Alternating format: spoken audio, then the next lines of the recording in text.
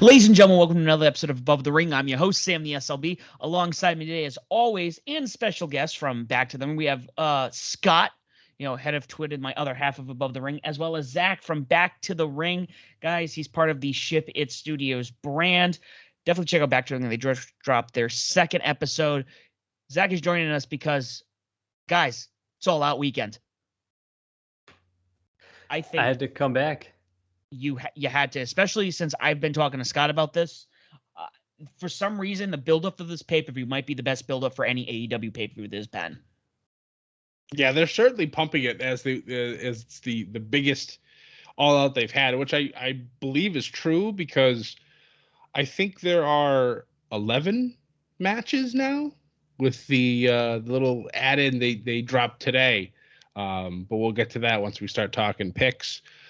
But yeah, this is going to be a long pay-per-view, but I have a feeling it's going to go by real quick. A lot to look forward to. A lot of some long-term storylines coming to a head here, so that's really exciting. And potentially a handful of debuts. Correct, yeah. A lot of those, I think, we'll even mention them, probably in regards to what Scott was mentioning earlier in regards to one match. But I will quickly go through Dynamite, guys. Dynamite was not a bad card. Okay, go-home show.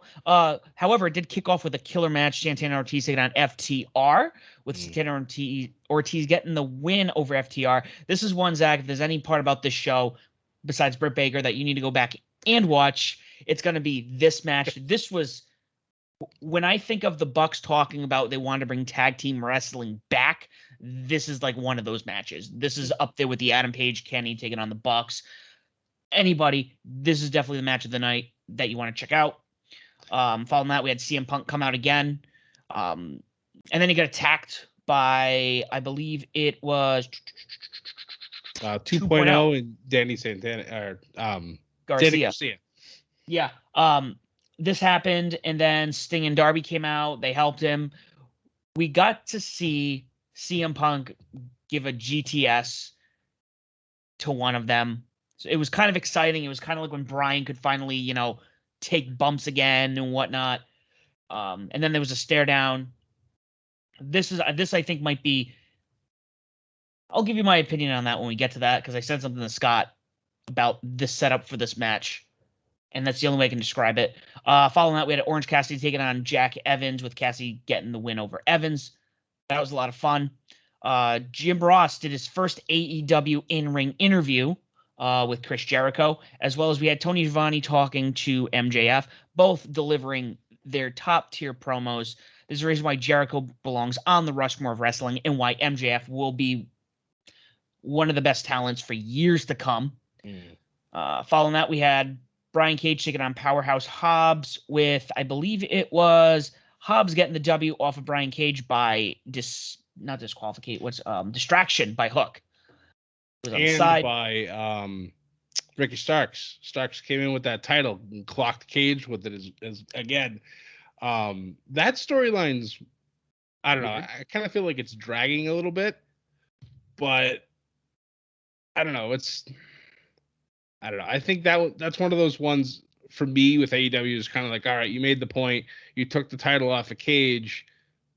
Now everybody's beating Cage by shenanigans.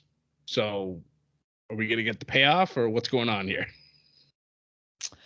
Yeah, that one I'm interested to see where that goes. Again, long-term story booking there. The fact that that wasn't on a pay-per-view. I don't even think, is that one of the cards? No, I don't. Them are even wrestling. That is not a match. No, which not is for weird. Because I thought that one would be. Following that, we had Conti taking on Penelope Ford, with Conti getting the win over Ford. Surprisingly enough, we had Conti got jumped by the Bunny at the end, with Anna Jay making her return back to AEW. It was quite exciting. Following that, the main event, the 8-man tag match between the Lucha Bros, Jurassic Express taking on the Elite, with the Elite obviously defeating the other two teams. However, this was fascinating. At the end of the show, Don Callis went back brought the cage down, and they beat down Christian Cage after he ran out to help the Lucha Brothers in Jurassic Express. I think they, Kazarian, a couple others were trying to get up there. They were kicking the shit out of him so they couldn't get in the cage. However, and this is what I was talking, I don't know if you saw this, Zach, and I know I talked to Scott about this. So at the end of it, Tony Khan came rushing out, and I saw an article, and it looked like clickbait. It was like, oh, Tony Khan furious at the end of Dynamite. Like, oh, okay, let's see what this is. So just before we get into the pay-per-view itself, Tony Khan came out furious with the shenanigans that had happened, stated there will be no outside interference in the steel cage match. So I know Scott and I, we had our, reservations about the Bucks winning, because, oh yeah, you're going to have the Good Brothers out there and whatnot. But if this is the case, either one of two things is going to happen. Even more shenanigans are going to happen because, wrestling, or somebody's losing titles this evening. Yeah, this definitely moved the needle when it comes to who I was going to pick to win this match. So it's I don't know, but we'll get into those picks. Shortly. Job well done. Yeah, raising our doubt. Yep, absolutely.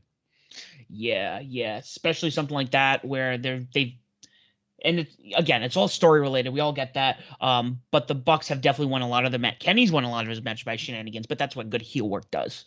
Not a lot of people get bullshit about it, but they do it well.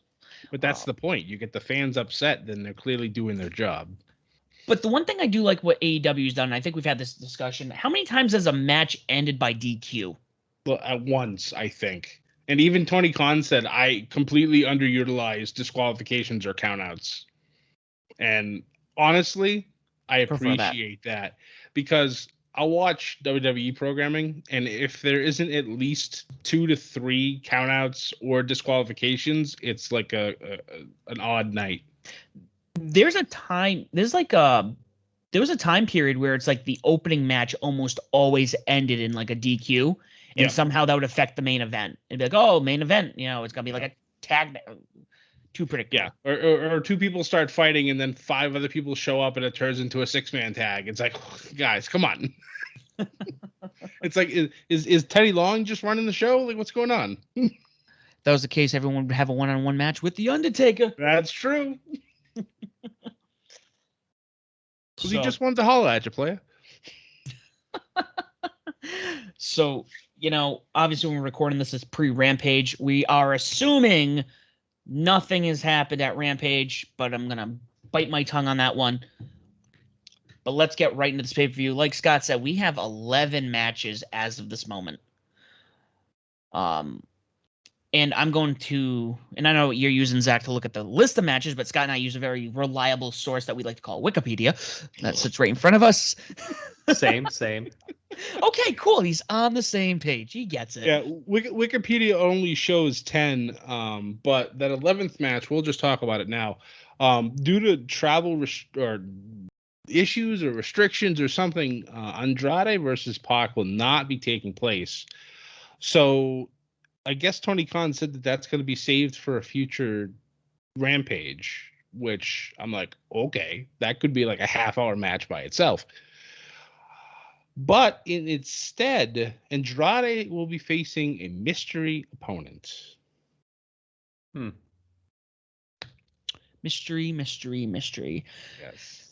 So I have 2 thoughts on this. First and foremost, there is the argument that, and I'm going to throw this out here before we start all picking. So in this one in particular, I was thinking about maybe there's a chance somebody comes out who jobs to Andrade just to give him a little more oomph going into this Pac match. Potentially. But the way everything I've seen on social media regarding this from the company, there's no way I don't think that's the case. Especially when you get like, a billion talent that looks like they're ready to make the jump. Yep. If I remember correctly, as of the 31st of last month, that new batch of releases are now free agents.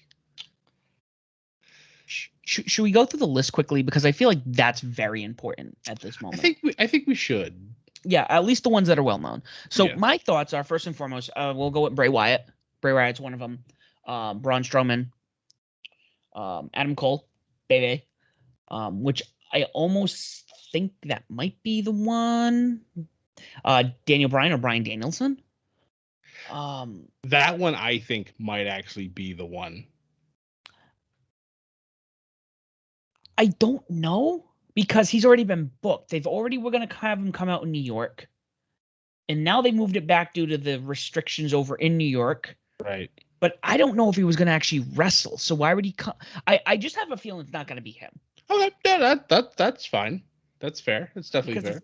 They already had a plan for him to come over. I don't see him being like ring ready in a sense. Like, oh yeah, actually we're going to have you come and wrestle.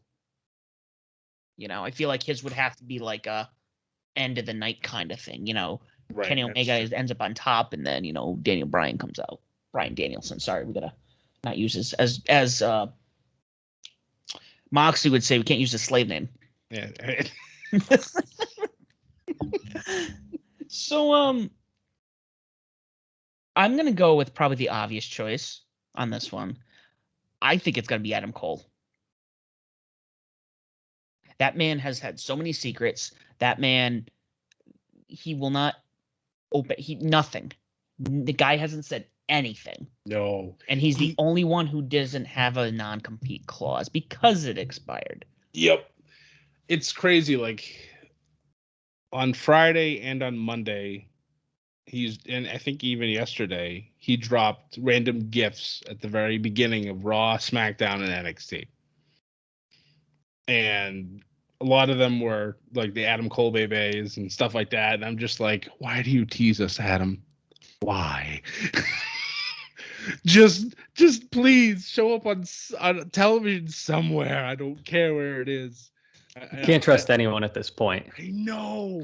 Well, I mean, he is an Austin fan, so that makes sense. That definitely tracks. There's too many trolls going on. Too much. It's too much information out there. You don't know what's trolling, what's teasing, so it again helps to muddy everything up. Yeah. It's almost like kayfabe's alive in a sense. You know, not like it used to be, you know? Yeah, in this information, you know, social media age where you actually have complete confusion and complete like nobody has a clue where he could go. Like he could already be signed to somebody and they're just waiting, but he's going to continue to be Adam Cole, and that's just what he's going to do. So yeah, I'm going with Adam Cole unless he accepts Pat McAfee's $22,000 a year contract. He actually responded to it too. I want that feud. I don't care where Adam Cole goes. I never want that feud to die, ever. And I want to see Pat McAfee back in the ring. Sam and I have talked about this multiple times on different podcasts. I have been on the Pat McAfee, Adam Cole feud train since that first interaction between the two of them. I'm like, holy shit, this could be gold. It took 3 years to happen, and then they had that match, and Pat McAfee looked like he has been wrestling in a ring for 20 years. I think, honestly, that's the second best celebrity match that's ever happened. And I really don't want to put Ronda Rousey as a celebrity, but she pretty much is. I would say her debut would probably be just a hair bit better than his. But dear Lord, I was so blown away in the best way possible that how good he was in that match.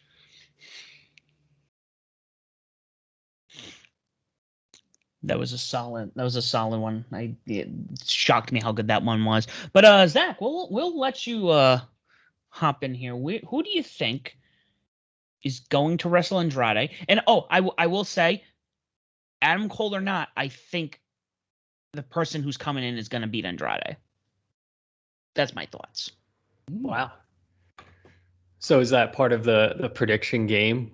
Get bonus points if you predict who it is, who the mystery opponent is, and then also picking the winner of that match? Yeah. Well, yeah, it's so hard to think like with something that clearly was out of everyone's control with the travel, whatever the issue was there, that they would do something really drastic, like bring in one of these huge names. And obviously they want to make up for the fact that Pac can't be there and you want to satisfy the fans. I still don't know, like, if you make that kind of a swerve to insert someone like Bryan Danielson or Adam Cole, whatever. So I might lean more on the side of maybe it's just maybe it's someone returning but someone who's already on the AEW roster. Trying to think somebody who isn't on this card. But I don't think I would go with one of those big names for it.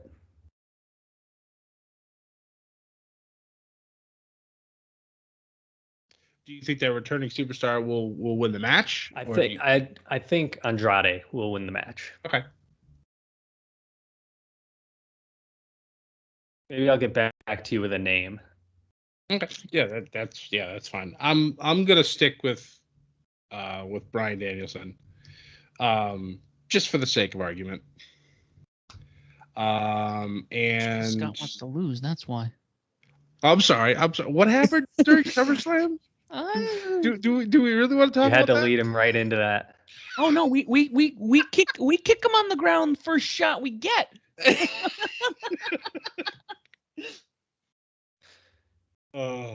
I'm still riding that high. I can't believe I went undefeated. No, we're on to All Out. Bill Belichick, we're on to All Out. Some people's scores are just going to be all out of the ballpark. Hitting homers left and right. Let's go. So obviously, I'm going to assume with you picking Bryan Danielson, he's definitely winning if he shows up on Sunday. Yeah. Which I would argue, whether it's this match or not, he will be there. That is I'm almost 100% definite that's one of the big names showing up. Okay, so we'll go right into the pre-show match here. We have a 10-man tag match. It's going to be the Best Friends and Jurassic Express taking on the Hardy Family Office of Matt, Private Party, and TH2.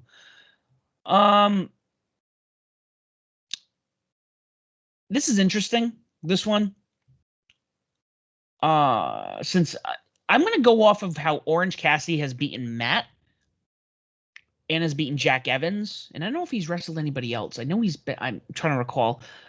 I would not be surprised if I'm going to go with the Hardy Family Office on this one. Wow, all right.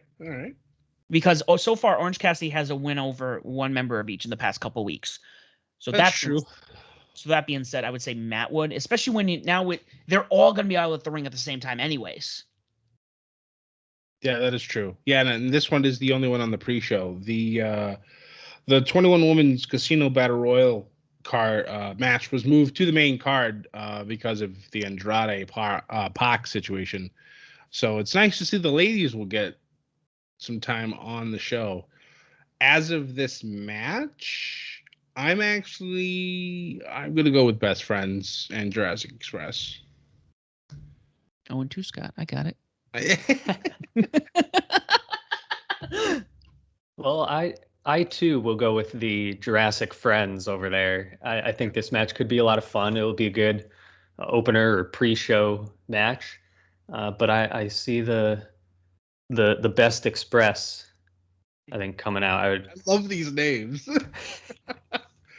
And obviously, because Riddler couldn't be here this podcast, he actually did give us his picks as well. And for this one, he also did pick the Jurassic Friends.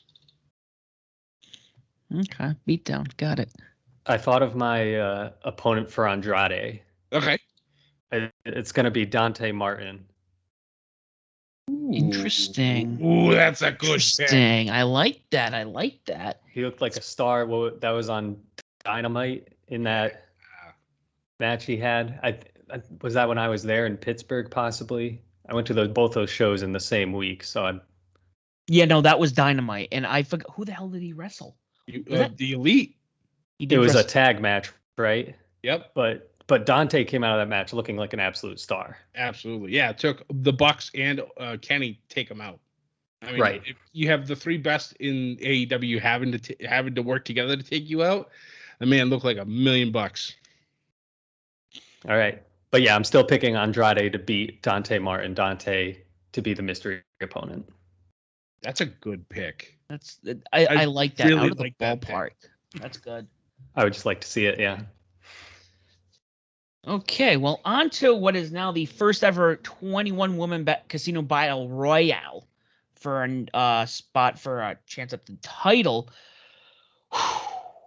Gonna run these down, and we got Nyla Rose, Thunder Rosa, the Bunny, Big Swole, Julia Hart, Ty Conti, Diamante, Penelope Ford, Red Velvet, Hikaru Shida, Emi Sakurai, Jade Cargill, Kira Hogan, Abaddon, Layla Hirsch, Kylie King, Rebel, Jamie Hayter, Anna J. Rio, and one woman to be determined. Our favorite Joker.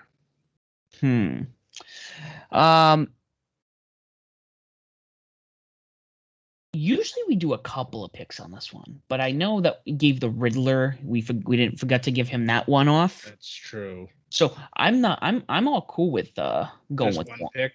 Yeah. But before we do that, I'm kind of curious. Anyone have an idea who the TBD would be? I have an idea because somebody had already filed the trademark for a Rancid song to be a theme song. So I think Ruby Soho is coming. I swear to God, if she shows up with that song, that last video that she dropped, absolutely brilliant. The Easter eggs within that was just beautiful, and she just looks absolutely stunning. I can't wait to see her get back in the ring and actually not be handcuffed like she has been the past, I don't know, however long she's been with WWE. I'm so excited. I've seen her Heidi Loveless stuff, and I'm ready. I'm ready to see what Ruby Soho has to do. Yeah, I can't really think of anyone better. That seems like the best choice here. I would pick Ruby to be the one, the Joker in there. Yeah, it only makes sense. The only other person I've seen from the women's division has been Tessa Blanchard, but she was in bed with a bunch of Ted DiBiase $100 bills. So I think she might be headed to WWE potentially. I don't know. We could have that talk all night long. But I'm going to go right out the gate. I have this feeling because we need to see it again. They had one of the best matches, I think, top 5 for AEW of the year. I think Thunder Rosa's getting a title shot against Britt. I wouldn't mind seeing that rematch.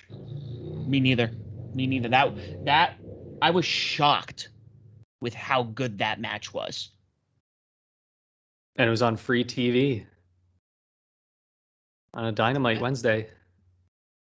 I mean, if I had to pick a number 2, I don't even know who the number 2 would be because everyone else is. I could go with Ty. I could go with Jade Cargill. Red Velvet already had a title shot. It could be any. What I love about the women's division in AEW that I believe only NXT had was all the women are like here, like they're all equal. Yeah, they're all pretty damn close. Yeah, absolutely. See, this one's. I wish I would have thought about asking Riddler to give us multiple picks because it's going to be tough. And I have a feeling we're all pretty much going to possibly pick the same person because I, too, was leaning towards Thunder Rosa.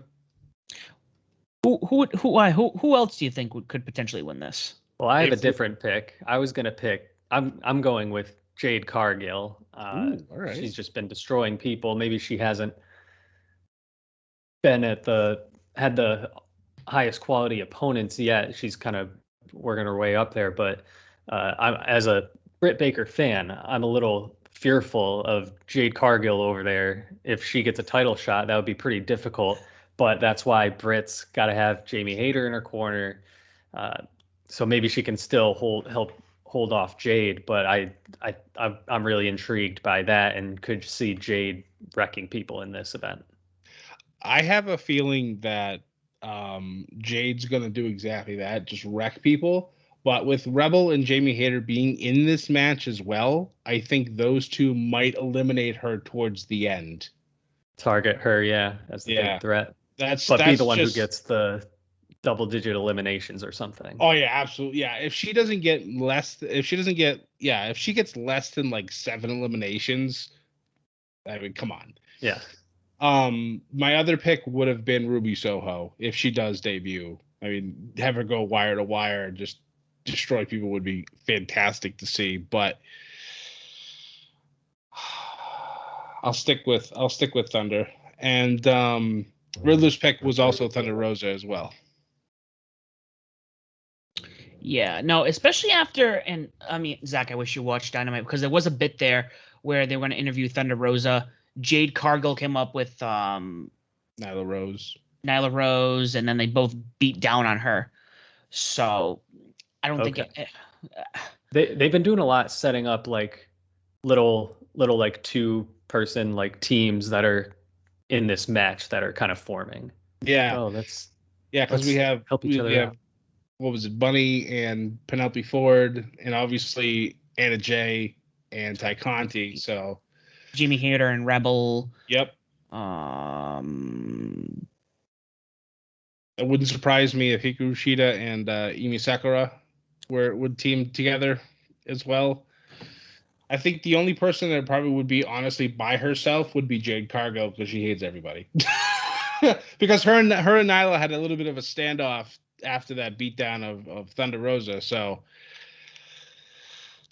yeah, it's gonna be, so they're those not two might eliminate one another. We might have ourselves like a Big Show Kane elimination style thing where they both try to choke each other and fall over the top rope. So who knows? Right. So okay, I hope I don't know where that's gonna fall on the card. That would be cool if it kind of opened the card. It might open the show. I think that would be a good show opener. Yeah, just get everyone all riled up off the bat and have one of those reveals happen. Right. Right off the rip. Following that, might be one of the tougher matches, I think, to pick. John Moxley taking on Satoshi Kojima. I don't know if you know the Zach, but originally, from what we were told, the plans for this was going to be Hiroshi Tanahashi, who is like one of New Japan's like bigger stars. And I guess they would, with everything going on COVID, Kojima, I think, has been in LA doing all the strong stuff, the New Japan strong stuff. Yep. So okay. Satoshi, I think he's held at the IWGP title at least once. I know, legend in his own right. This one's tough because Moxie's going head to head with a New Japan legend, and I would hate for them to. I don't think they'd squash him, but I don't know who. I couldn't even.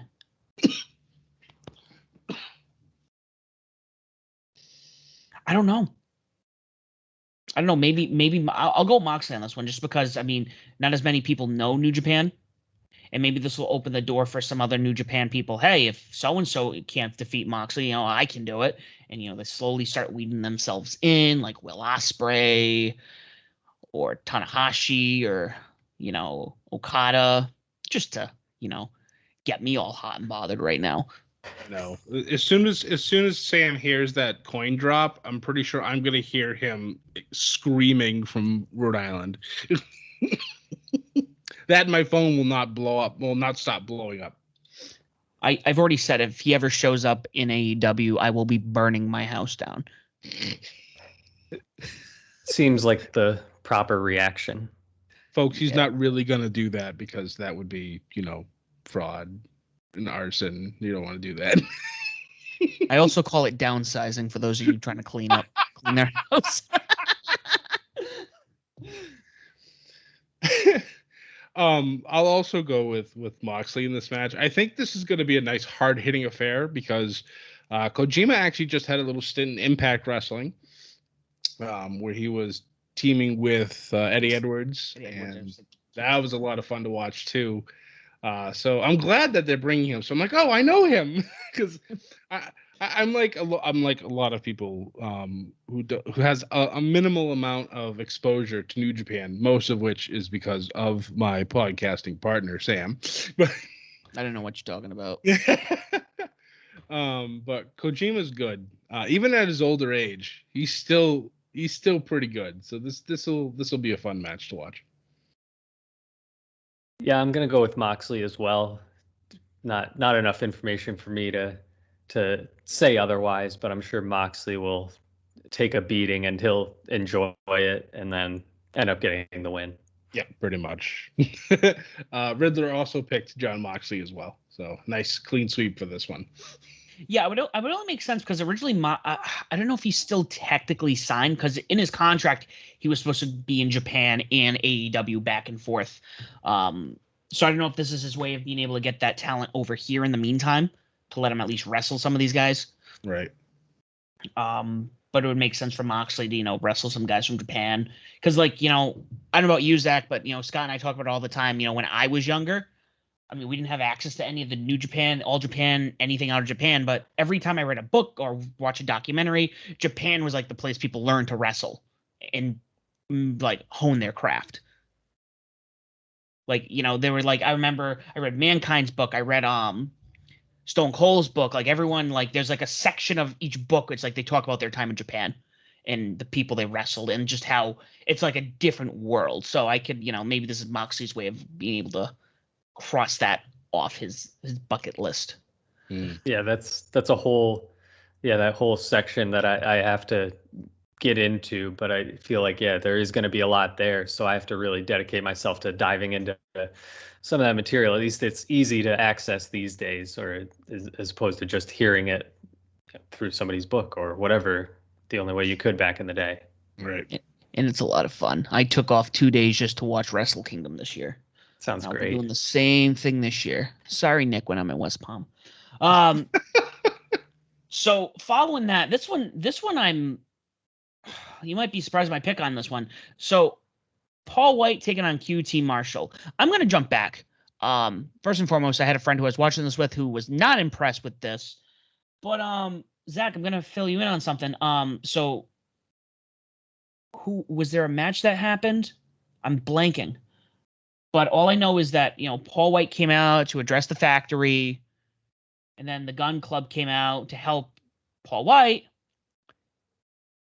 And then Billy Gunn hits Paul White with a chair. And they walk out of the ring. What year is this, Sam?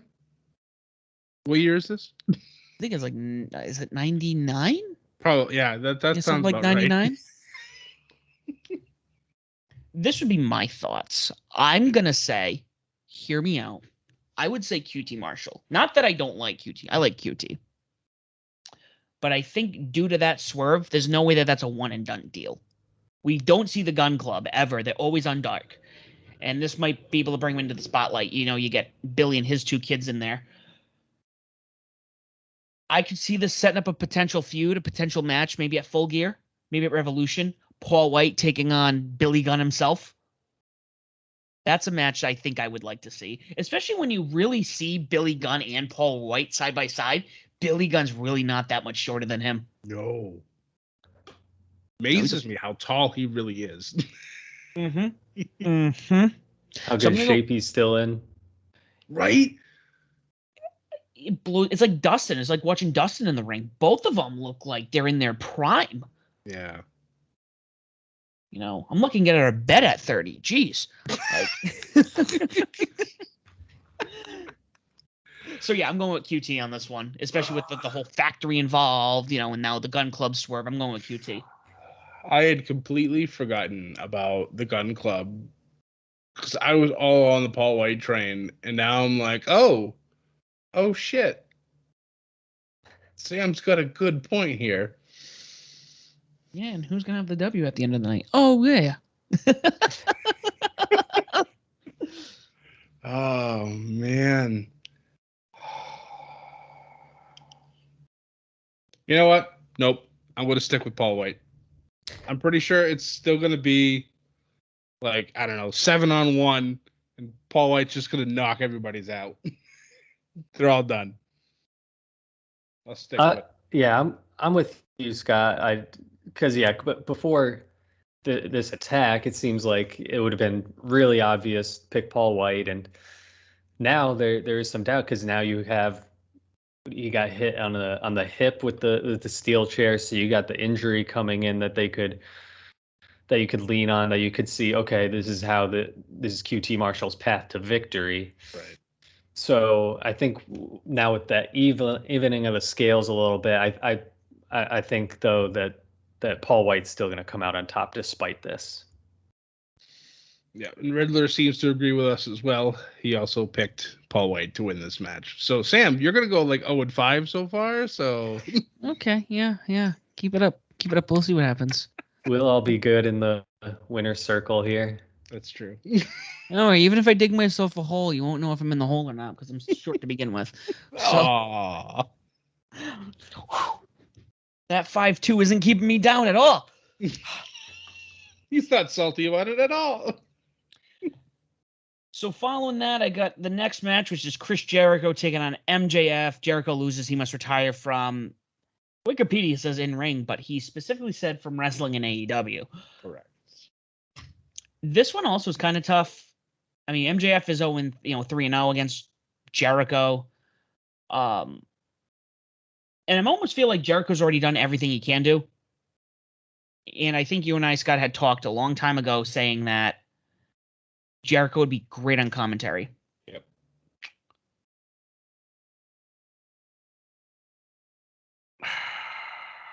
I really. Anyone want to take the lead on this one? Because I'm actually dumbfounded. I'll take the lead on this one. Yeah, what you got? I thought about it for a while, but I'm at peace with my decision now. So, I'm trying to not think about the outside stuff like, is Jericho going on tour with Fozzy? Does he want to go into commentary full time? I'm just thinking about going through the 5 labors and what happened in their most recent match, where it looked like where Jericho was basically about to win and realized he couldn't use the Judas effect, and that was where he lost it. So now in this match, there's no stipulation, no chains, no strings on Jericho. He can use the Judas effect. The last time MJF used the arm bar on Jericho's bad arm to get the tap, to get the win. So now that they already did that, how does MJF win again without having all these advantages that he's had throughout? And the finish they already used with using Jericho's arm, Jericho has the Judas effect this time. He can play Judas and have everyone sing along with it too. So I am going with Jericho here, finally getting the win over MJF. Make a sound argument. And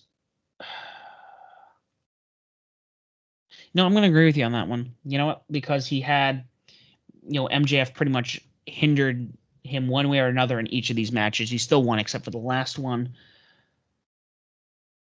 I think Jericho will come out on top, especially when he can, be himself full on, use his finisher, uses, his magical song that comes out, gives him power. It's like singing the Imagination Land song from South Park. I'm going to agree with you on that one, Zach. Riddler also. I'm happy with that. Riddler also agrees with the two of you in picking Jericho. I, however, am better than you, and you know it. So and this is coming from probably one of the biggest Jericho fans, I'm picking MJF. Ooh, spicy. I'm picking MJF because this is the ultimate rub. Jericho said it during his interview on Dynamite that this eats away at him, that he cannot beat MJF. And everything leads to, Jericho's going to win. Here's the swerve. I think MJF finds a way. Will it be clean? Absolutely not. There will be shenanigans. Somebody will come in. The ring will probably be used. Something. But I just feel it in my bones that this is the end for Jericho. Because if you remember, when Jericho signed his contract, it was for 3 years. That third year is coming. Will he resign, just be a commentator, or will he disappear? Maybe break some more walls down. Who knows? But I think, especially recently, I think it's time and I hate to say it, but I think it's time for him to hang him up. So I think MJF will put that final nail in that coffin. Say it ain't so, Scott. It's just how and I hate, I'm serious. I'm breaking into a cold sweat talking about this. I own Jericho's books. I have, like the World Heavyweight Championship title. It's just like he has Y2J Stinger energy drinks in his fridge still. Things are getting old. I should probably throw them out. But it's just, I think it's time, and there's nobody better than MJF. Like, just think, he already has nuclear heat as it is. You effectively end the career of probably one, if not the best ever to do it. He's already a made man. This just solidifies that. That'd be good heat. Gotta admit. That would make. And that's the one thing I gotta admit with MJF. It doesn't matter what he did. Like, he knows how to take the heat. And I think this, because we wanted him so badly to lose that, Blood and Guts. And as much as I know it worked for his character, it still was like, fucking MJF. They let him throw the towel. And what the fuck? Like, it really was like, but that's what we want. So no, that's a good argument. That's a good argument. Next up was a match that just a couple weeks ago just happened to be, happen. Miro taking on Eddie Kingston for the TNT title. I'll come straight out the bat. I think Miro is winning, but I don't think this match is going to deliver. This is going to be a nasty match. Yeah, I agree with you 100%. Miro been calling out Eddie Kingston, and I just want to see a promo between the two of them. I think that right there would be amazing. But yeah, this match is going to be, it's going to be physical. It's going to be rough, but Miro will retain. Yeah, I'm with you on Miro as well. I think that he has to collect as many wins as he can before his double-jointed wife comes over. I think that could cause some distractions for him. So I think he's got to keep winning now as much as possible. I love how every single promo that he does, he mentions his wife. And what was it this week? He's like, the only things that keep me down are God and my hot wife. And I'm like, God damn it, Miro. God damn it. But yeah, this is the Miro that I wanted Rusev to be. If that makes any sense whatsoever. But like, this is what I envisioned him always being, and like how he was before he ran into that, brick wall that names John Cena. But this man could hold this title for a very long time, and I'd be completely okay with it. However, the moment he loses it, he needs to immediately go after the AEW Heavyweight Championship. Immediately. He's a beast. Oh my God. Oh. And of course, rounding out, Riddler also taking Miro. So another clean sweep here. Yep, no blood on this one. Nope. Now, following that, we have the AEW Steel Cage title match, tag title match. Young Bucks defending against the Lucha Brothers. Now, it was a tough one. I was kind of leaning towards the Young Bucks because, obviously you have the Good Brothers, you have Don Callis, you have Brandon Cutler, who is low-key a gem in this whole group. He's a low, I agree with that. He probably does a lot of damage when he's like out there, whether it be with the spray, whether it be whatever it is, he's there. Jabbing elbows. Yeah, exactly. So, however, now that this little thing happened at the end of Dynamo, Tony Khan is like, okay, there's going to be no interruptions whatsoever of this match, unless there are other shenanigans where, maybe a friend of theirs comes out, baby. because he's not signed. So you could make that argument, but we could do this all day. I'm going to say, with what is in front of me, the Bucks lose the belts. Lucha Brothers are your new tag team champions because they're just that good. I like what you said at the very end before picking the Bucks to lose. You talk about a certain Bebe. If you remember, for those of you who watch Being the Elite, there was a certain character that was killed off. I believe it was episode 43, I believe, maybe. So if Mr. Bebe decides to come back, you know damn well he's not going to help the Bucks. He may come out wearing that Bullet Club stuff, the Elite stuff, ready to go. And then, super kick to Mac Jackson. Super kick to Nick Jackson. And there we go. Lucha Bros get that victory. That's a spicy. Ooh, that's hot. I like that. I like that. It'd easily make him one of the best faces in the company day one, like he wouldn't be already. But have him come in to help the Bucks and then be like, fuck you. Super kicks for everybody. That would be pretty good. Yeah, I don't feel super confident on this one.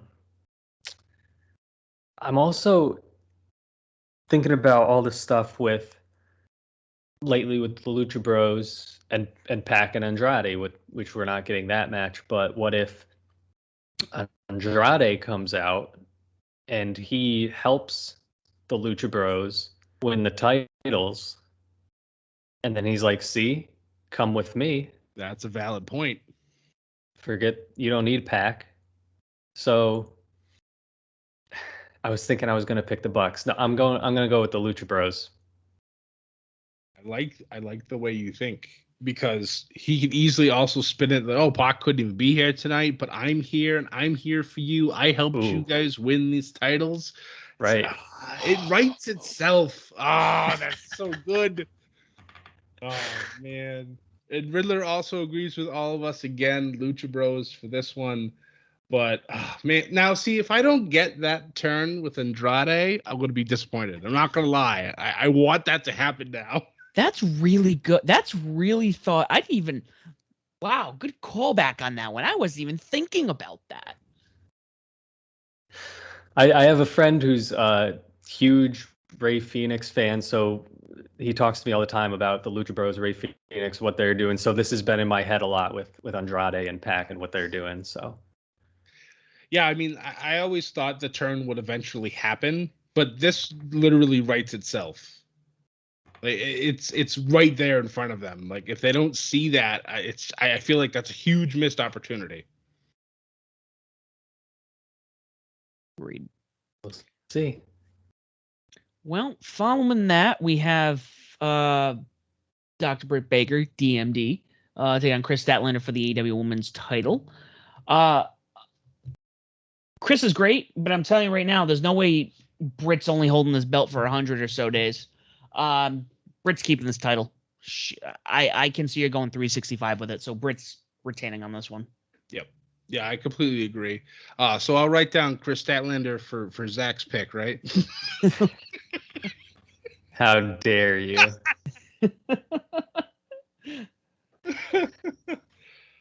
I don't even think we need to hear from him. I think we already know. Well, I would like to say, though, this is a match that I've wanted to see for a while. Statlander was hurt for a while. Just wanting to see these two go at it, but especially without much build up between these two, and Britt is Britt. I mean, I could go on forever about why she is the greatest and why we should be together, but that's neither here nor there. Britt Baker's gonna win.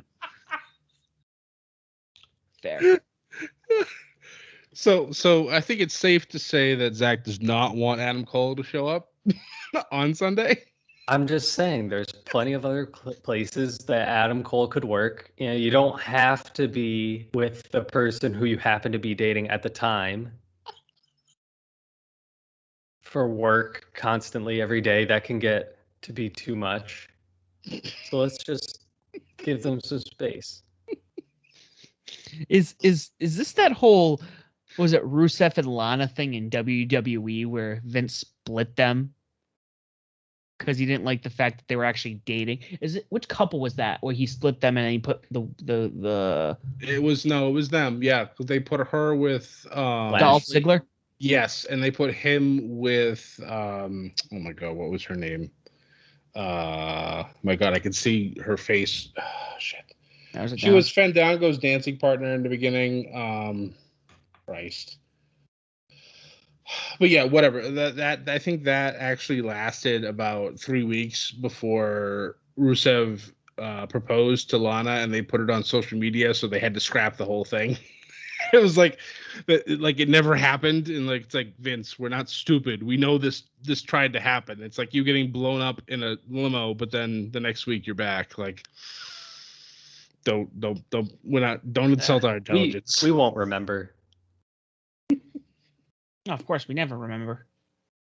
Never remember. So this match here, and I said this to Scott, and I've been really thinking about this. CM Punk, Darby Allin. I think everyone might be in agreement on this one. I'll be shocked if we're not. My thing with this match is I feel like here we potentially have a WrestleMania 18 scenario. If this goes on when it's lined up on the card, which I see it happening.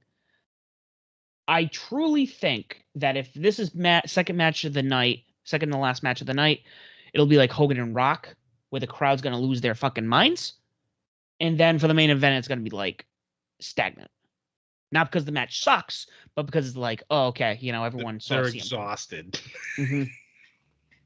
I truly think we got a WrestleMania 18 scenario going on right here if this pans out like this. But I'm going to go right off the bat. There's no way, as good as Darby Allin is, and they could swerve us. I don't know. I think CM Punk's coming back with a win. It's in Chicago. How can you vote against CM Punk in Chicago? It's kind of interesting, though. Usually I feel like when you bring someone back off of a long layoff, first match is usually against a jobber, right? And Darby Allin's one of the top guys in the company. And I don't know, the more I think about it, like that would be pretty crazy to have CM Punk lose, right? Yeah. And I don't know, I guess you could do something off of that, like because he's losing to Darby Allin. But what would the fans' reaction be like in Chicago? I wonder. I don't know if they want to take that chance. So I'm gonna pick CM Punk still. I'm intrigued by the idea of him losing, though. Right. I like the way you think. I like that, and it would be cool for Darby to, get a win over CM Punk. That'd be big for him, despite being like a 7-year gap with wrestling. Right. But I think, in regards to the CM Punk hype train, I think it would be smart to have him win in Chicago. Yeah. I feel like Darby's gonna carry this match only because Punk hasn't wrestled in 7 years. And who knows the ring rust he probably has. I think it's going to be fantastic to watch. Hopefully, I'm just being hopeful. With how CM Punk was when he used to wrestle, the man was amazing in the ring. Hopefully 7 years later, he can get close to there and then continue to go as the more matches he puts under his belt. So I think for me, this one might be my most anticipated match of the night. Just to see if Punk can still go. But going back to Riddler's picks, he also did pick Britt for everybody. And then also CM Punk as well. So a lot of us are picking the same people. So we're going to be real close on who wins, who loses tonight on Sunday. Come down to getting that mystery opponent right, or the right. Yeah. Did we all pick the same Joker? Yeah. Well, main event. I think this one might be the easiest one of the night. Kenny Omega take. Is it though? I would argue. I will be shocked. Right? I will be shocked if Christian also wins this title from him. I mean, he already beat him for the Impact title. Yes, but now to have him win this one, I feel like with Kenny's momentum in this company, you're gonna need the younger talent. You need Hangman to win it, or I don't know. You want to battle of the egos? Kenny Omega taking on MJF with MJF winning, especially if MJF wins against Jericho. Ooh. I'm telling you, sometime like this. Taking the glass off. This is how important this is. I will never forget being a little kid and seeing one of the best wrestlers in the world lose the title to JBL. I will never forget when Eddie Guerrero lost that title. And the fucking ego that JBL had was nauseating. It was magnificent from a heel standpoint. Magnificent. Yeah, now I'm older. I'm like, that was incredible. It's brilliant. Yep. So, fantasy booking. Now imagine, MJF wins against Jericho, and now he also somehow gets a shot at the title. And he would win the title. We would never hear the end of it. The heat. Like, I can't even, like, geez, I'm already sweating. My ACs are going to all have to go on in a minute. Like,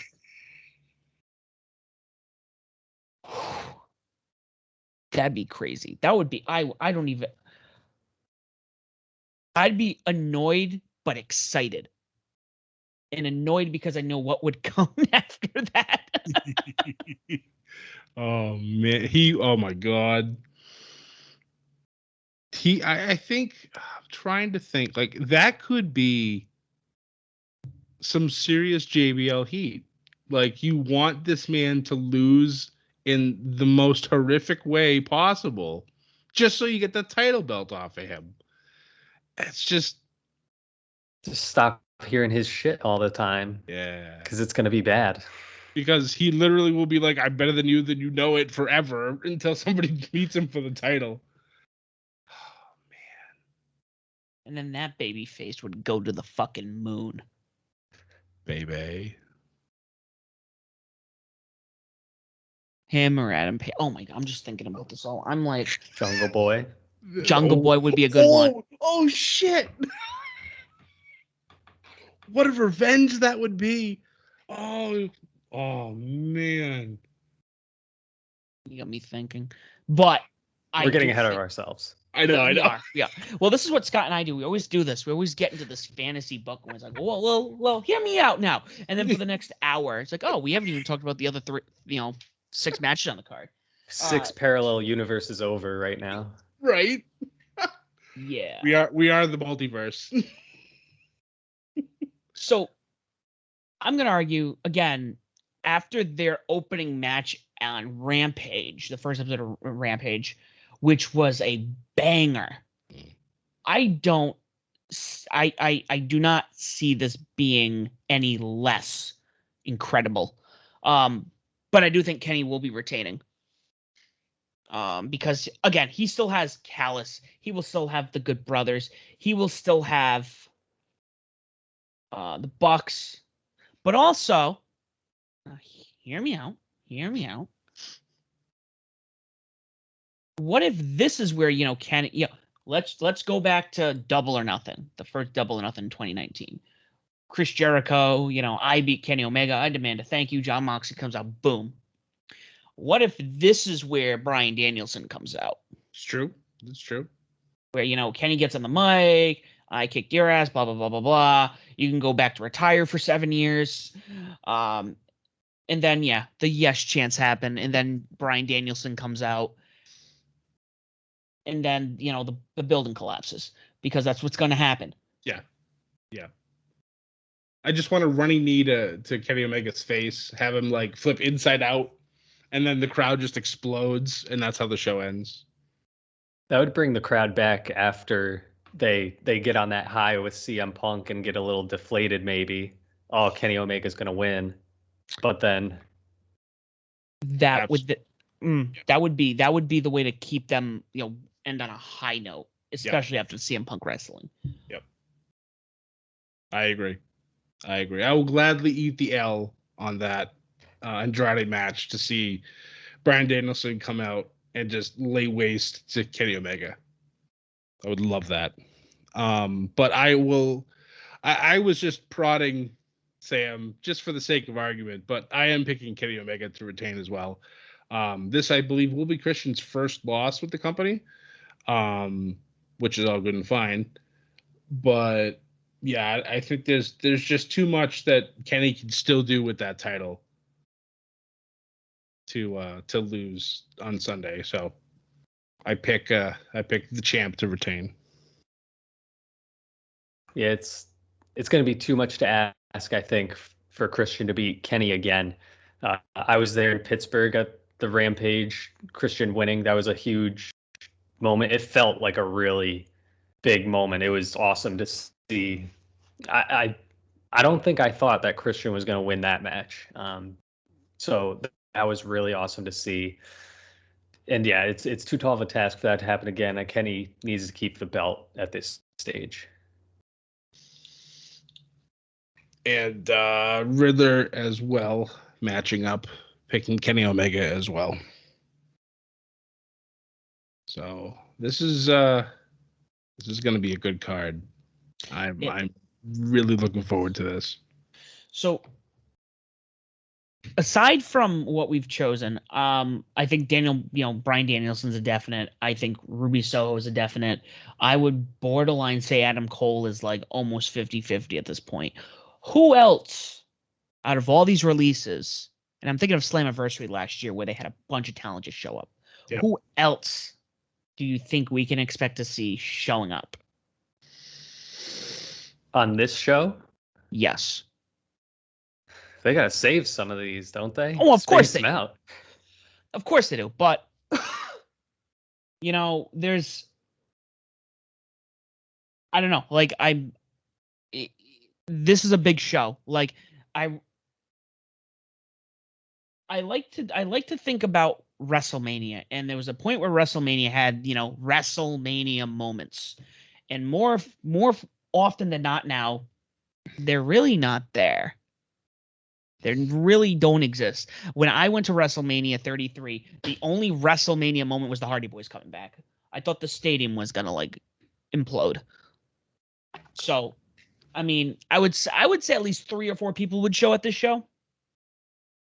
I don't know who else would. I know Braun Strowman's booked to wrestle EC3 in an independent show somewhere shortly. Buddy Murphy is supposedly signing with Impact.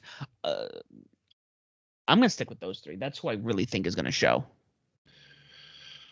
There's talk of the former Iconics, now the Inspiration, doing a world tour. I'm a little disappointed that they've already named the 20 participants for the Casino Battle Royal, because I thought that would have been a great spot for the 2 of them to debut. But since they've already given all of them except the Joker, I don't think that's going to happen now. But they would be other names. Miro's wife, CJ Perry. She could just show up. I'm trying to think who else is part of that group.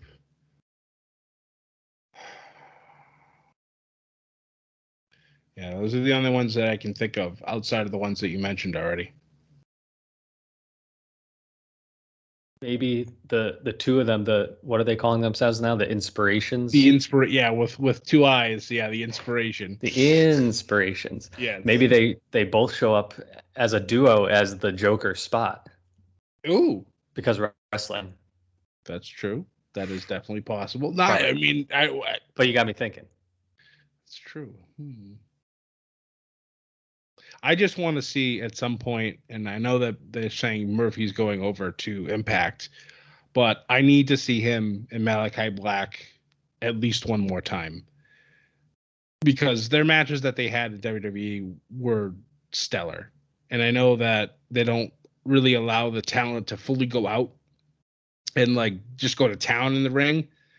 But I feel if they were to be given the chance here, it would be amazing. Either that or have him join the House of Black. Ooh. I think eventually maybe he will, but obviously with the way Malachi Black is selling that eye injury, which also I love that that long-term storytelling, the continuity is just, it's beautiful. It's the stuff I love about wrestling, and it makes me appreciate him so much that he continues that on.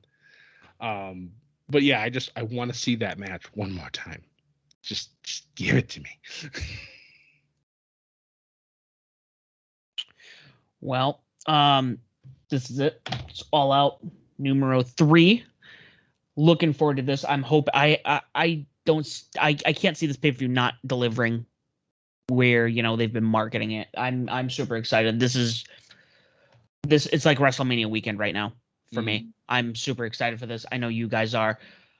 Zach, as always, it's been fun. We enjoy having your addition to Go Home show at this point.